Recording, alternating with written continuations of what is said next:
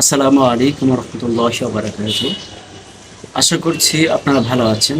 আজকের যে বিষয়টি কথা বলবো অবশ্যই আপনারা থাম্বনেল দেখে বুঝতে পেরেছেন। তারপরও আপনাদের মাঝে আসলে ক্লান্তি লাগলে একটি কথা বলতে চাই।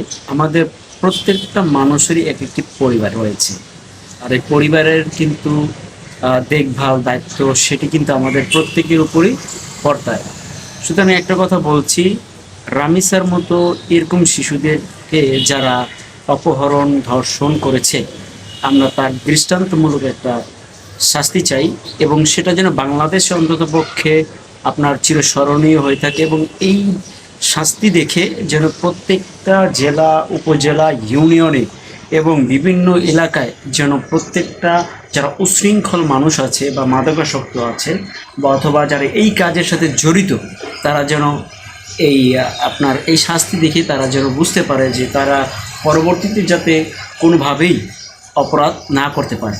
আর অপরাধ করার পূর্বে তারা যেন 100 বার অন্তত পক্ষে ভাবে যে আসলে আমাদের দেশের আইন ব্যবস্থাপনা অনেক সুন্দর হয়েছে, অবশ্যই তাহলে তারা এই ধরনের অপরাধ থেকে অনেক দূরে থাকবে। মূলত আমাদের দেশের আইন ব্যবস্থাপনার দিক থেকে অনেক দুর্বল, যার কারণে প্রত্যেকটা আসামি বারবার বিভিন্ন ধরনের অপরাধ করে তারা কিন্তু রেহাই পেয়ে যাচ্ছে।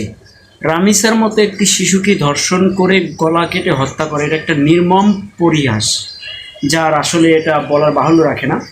যদি আমাদেরও একটা পরিবার আছে, তাদেরও একটা পরিবার আছে, সেই পরিবারের একজন কর্তা হিসেবে আমি বলবো যে আমার একটা সন্তান আছে, ঠিক এই জায়গাটায় যদি আমি হতাম তাহলে আমার কি অবস্থা হতো, বা আমাদের মতো যারা আরও আছেন লোক তাদের কি অবস্থা হতো।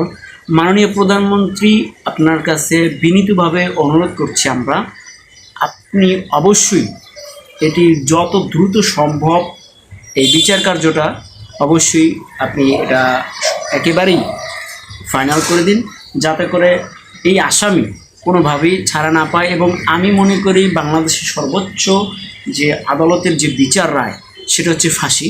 আমরা তার ফাঁসির কামনা করছি, কারণ এরকম জঘন্য অপরাধী সে কোনোভাবেই আসলে মুক্তি পাওয়ার আশা রাখে না।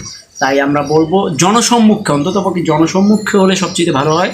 কারণ আপনার দেখা যাবে মধ্যপ্রাচ্যে বা ইউরোপের মতো কান্ট্রিতে, অথবা দেখবেন বিভিন্ন এমন এমন রাষ্ট্র আছে যাদের যে রাষ্ট্রে আপনি অপরাধ করলে তারা কিন্তু প্রকাশ্যে সে আসামিকে নিয়ে এনে জনগণের সম্মুখে তারা কিন্তু বিচার কার্যটা করে, যাতে করে আর কোনো মানুষ এই ধরনের অপরাধ করতে সাহস না পায়।